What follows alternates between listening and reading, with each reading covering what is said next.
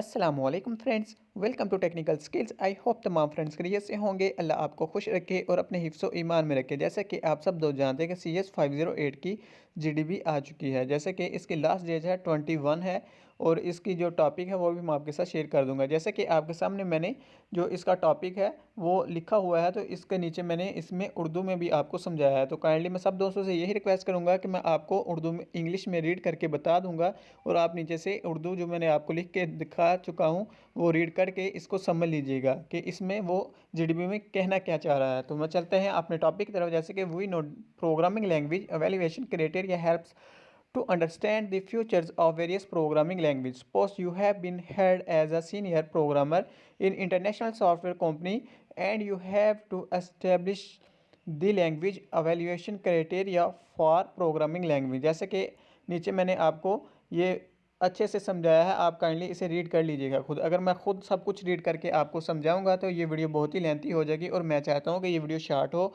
और आप short video में ज़्यादा हेल्प ले सकें। तो इसका जो GDP में टॉपिक 1 दिया गया है, the software system to be developed in a programming language have more than one way to accomplish a particular task. और इसका भी मैंने आपको नीचे उर्दू में बताया हुआ है, तो आप इसको भी रीड कर लीजिएगा। और इसका वो टॉपिक 2 है, there are limited number of primitives along with other third party integrations.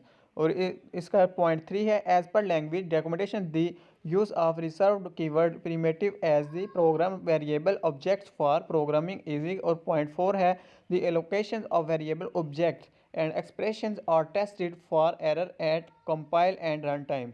और इसका पॉइंट 5 है, the same memory locations might to be referred and और accessed by two or more distinct names in programs। और 6 point जो है, the program maintenance is considered the as an expense that occurred to correct and modify a new functionality। जैसे कि इसका मैंने topic आपको बता दिया है, क्योंकि मेरे पास जो है इसका कोई भी जो है फाइल वगैरह नहीं है, तो इस वजह से मैंने आपको इस तरह नोट पैड में मोबाइल में ही ये आपको समझाने की कोशिश की है। तो आप इसकी जो इंस्ट्रक्शन होगी, इम्पोर्टेंट इंस्ट्रक्शन, उसको काइंडली अपने LMS से रीड कर लीजिएगा। जब आप GDP को सबमिट करेंगे तो उधर आपके ऊपर ये इंस्ट्रक्शन आएंगी, उनको रीड करके अपनी GDP को सबमिट कीजिएगा। जैसे कि मैंने आपको बहुत ही स्लो आपको समझाया है। जैसे कि इंग्लिश मैंने आपको पढ़ के सुना दी है, लेकिन उसके नीचे मैंने आपको इनका तर्जमा भी बताया है और आप इसको अच्छे से अगर रीड करेंगे और साथ उर्दू में लिखा हुआ भी समझ सकते हैं, तो इनको समझ के आप अपनी GDP को खुद रेडी कर सकते हैं। अगर आप इस वीडियो को कंप्लीट देखेंगे तो आप इस काबिल हो जाएंगे कि अपनी GDP को खुद रेडी कर सकें और इसमें वर्डिंग चेंजिंग कर सकें। तो इसके अलावा जो मैंने सोल्यूशन प्रोवाइड किया है आपके लिए, उसमें भी मैं आपको साथ उर्दू में भी समझाऊंगा। तो ये देखिए, टॉपिक 1 है ये वाला, जो ये topic 1, the software system to be develop in a programming language have more than one to accomplish the particular task. जैसे कि प्रोग्रामिंग ज़बान में तैयार किए जाने वाले सॉफ्टवेयर सिस्टम्स में किसी खास काम को पूरा करने का एक से ज़्यादा तरीके होते हैं कि किसी ज़बान को और सॉफ्टवेयर सिस्टम्स में एक ख़ास काम को करने के लिए बहुत से तरीके होते हैं, सिर्फ एक ही तरीका नहीं होता है। इसके टॉपिक इस पॉइंट्स को मद्देनज़र रखते हुए हम इसका सोल्यूशन आपके साथ प्रोवाइड करेंगे। जैसे कि सोल्यूशन पॉइंट 1 है, software developed in a programming language has many different way of doing a particular task which can have both negative and positive effect on readability and because it causes complications for the reader।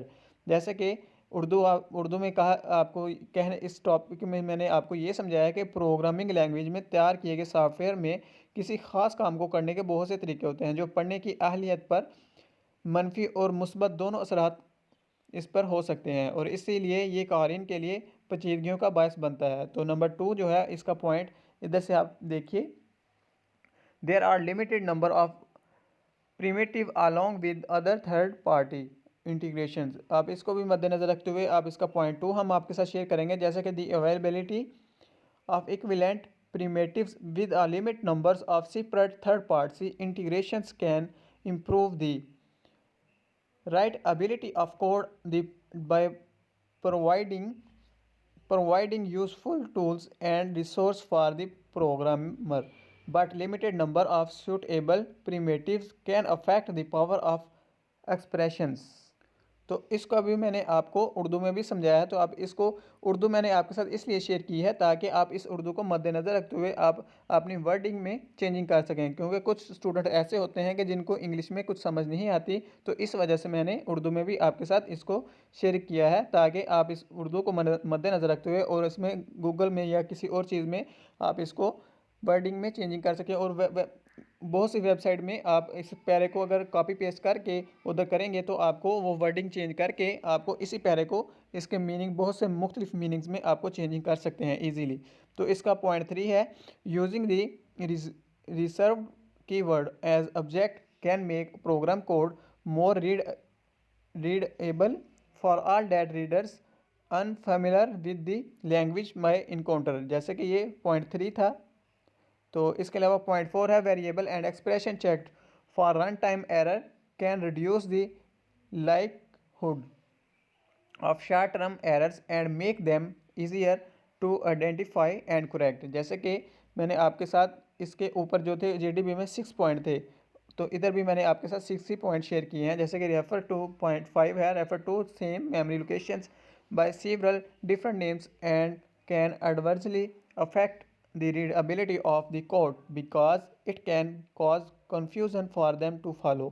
और 6 point है, treating program maintenance as a cost is a good feature of a language evaluation standards because visibility is an important factor in a barcode readability. जैसा कि मैंने आपको GDP का solution provide कर दिया है, तो आप इसमें थोड़ी सी अगर चाहें तो इसको शार्ट भी कर सकते हैं और इसमें वर्डिंग भी चेंजिंग कर सकते हैं और अपनी मर्ज़ी के लिहाज से भी इस जीडीपी को रेडी कर सकते हैं। मैंने आपको इंग्लिश और उर्दू में दोनों तरीक़ों से आपको समझा दिया है। आपको जिस तरह ईजी लगे आप उसको समझ के अपने वर्डिंग में चेंजिंग कर सकते हैं। जैसे कि कुछ लोगों को इंग्लिश में थोड़ी मिस्टेक हो जाती है कि कुछ समझ नहीं आती, तो इसीलिए मैंने आपके साथ उर्दू भी शेयर की है ताकि उर्दू से आप पढ़ के उसे चेंजिंग करके अपने वर्डिंग में कन्वर्ट कर सकें। तो जिन भाइयों ने मेरे चैनल को सब्सक्राइब नहीं किया, काइंडली मेरे चैनल को सब्सक्राइब करें ताकि तमाम वीडियो आप तक पहुंच सकें और आप उनसे हेल्प ले सकें। तो मिलते हैं नेक्स्ट वीडियो में, दुआओं में याद रखिएगा। अल्लाह हाफिज़।